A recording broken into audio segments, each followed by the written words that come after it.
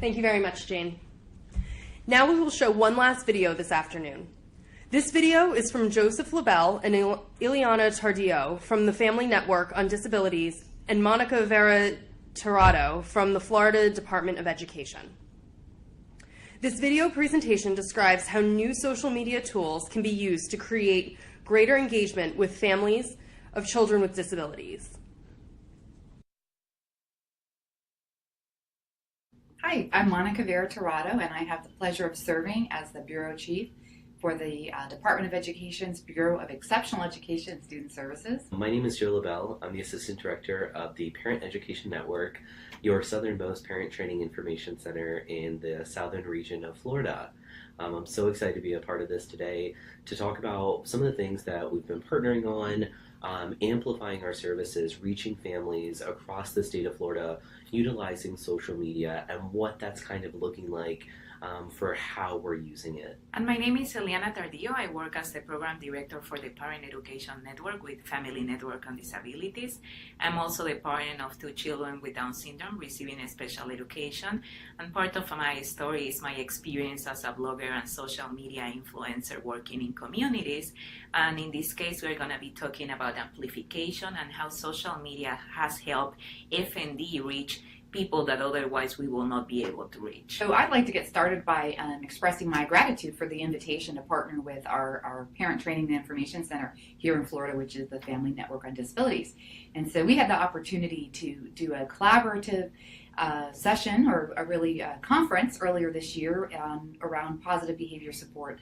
And the goal was to really outreach and have a lot of parents and caregivers and other folks be able to access this really important information. And so by partnering and by their use of social media, it was just incredible.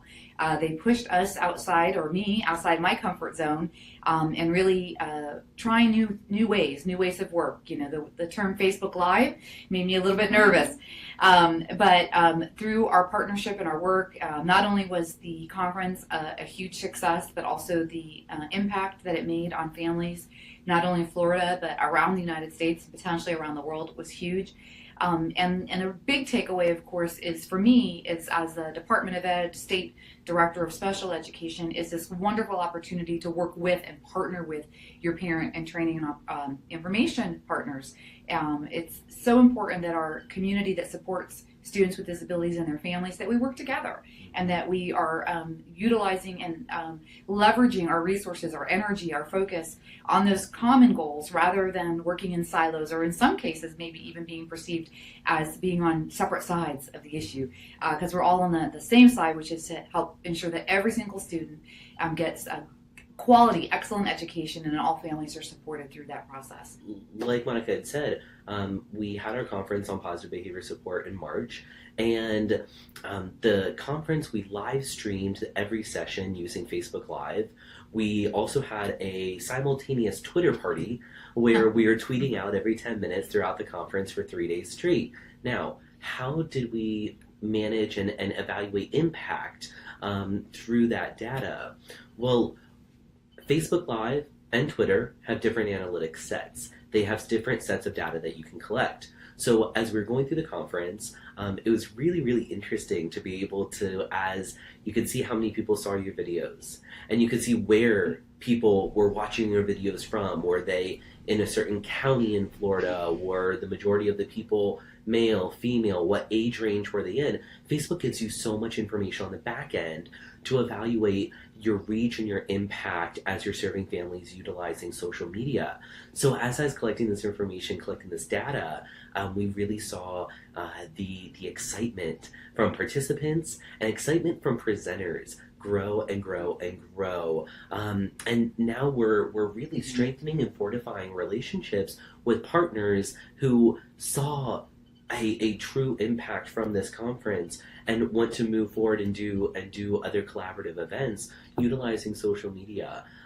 So the Insights tool inside of Facebook Live have a lot of information, and you can use other platforms to evaluate your reach on Twitter as well and see how many people are seeing, exposed to, and can get information from your tweets. So bringing it whole circle, you want to make sure that you're evaluating what that looks like as you're going along, so that you can have that true data of reach and impact. Well, obviously, data is really amazing and exciting. We all want to see those big numbers going on.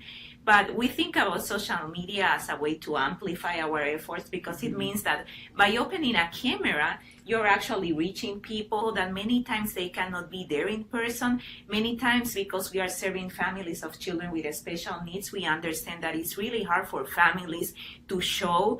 They cannot be there in person. It's not that they don't want the information, it's because they are raising a child with behavior challenges. They are still in this time of life in which you don't feel comfortable yet going to places because you don't know how your child is going to react. You don't have a child care. So we have to be very open and realistic about these needs of our communities, and that's when social media becomes so important.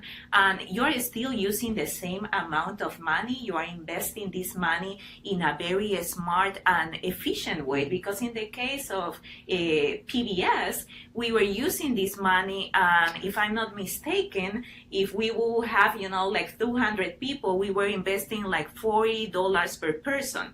Then when we use amplification through Facebook Live, it came down to cents, like to 20 cents. So that's the power of amplification, and we completely understand that many times it is intimidating to be in front of the camera, and we are all, like scared, and we fear about making mistakes. But it's also giving your organization that voice that is the real voice, the human voice. And we want families to see that there's real people behind. There's a Monica, there's a Joe, there's a Liana, and we all have been part of the process of special education. So we really want to open this personal connection and be able to help everyone to amplify their efforts and be successful. Be honest. Believe in the power of your voice. Remember that right now we are living in times where technology has all the information out. So for families, it's not that hard anymore to find the information. What they want to hear is from you. They want a real person presenting the information. They want that person saying, I have been there. So being a human, being honest, and creating that relationship is what we can really give to families, because otherwise they really have access to the information. So we are the ones who are irreplaceable, and that's the voice of experience and the empathy that we are providing as parent resource specialists and leaders, etc. I would echo everything that my colleague just shared, but also if social media is a little bit scary and you're a bit nervous about it, I guess my best advice would be to just try it. Give it a chance. Surround yourself with people who are enthusiastic about it and have some practice, and don't be afraid to make a mistake, and I think you'll be pleasantly surprised that the outcomes are going to be really, really wonderful. My best advice is to empower your employees, empower your staff, give them a voice in your organization as you're moving forward with this model, and make sure that they have the tools and your support as a leader in your organization to really move with this, to really affect and have the best outcomes and impact on family involvement as we can. So thank you so much for your time. Thank you. Thank you.